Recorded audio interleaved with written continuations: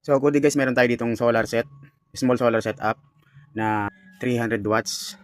So compatible siya sa 200 watts or 400 watts na panel yung ano natin, SCC natin.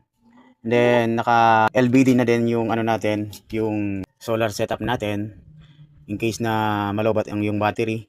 Ito naman guys is for demo purposes only. So pakita ko lang sa inyo na working at saka daytime siya. Maghapon pwede siyang paganahin ng dalawa or tatlong clip fan. So maliit lang naman yung wattage nitong clip fan, nasa 20 watts lang naman ito.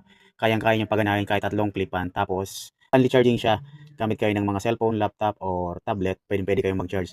Ayan. With low voltage disconnect na din siya.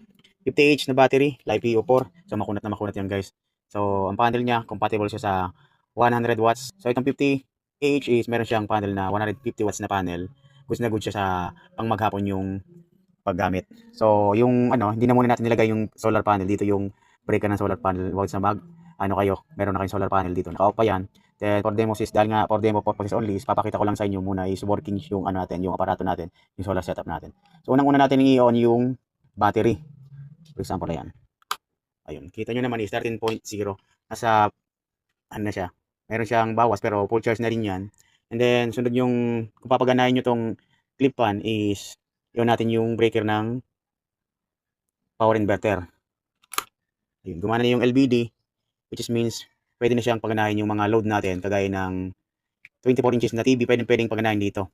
LED, yung LED TV lang mga bossing kasi small solar setup. Depende sa setup ipapaset nyo kung kayang or yung papaganahin nyo na mga appliances. Ito naman sabi ko nga kanina is for demo purposes only para makita nyo na working siya at saka running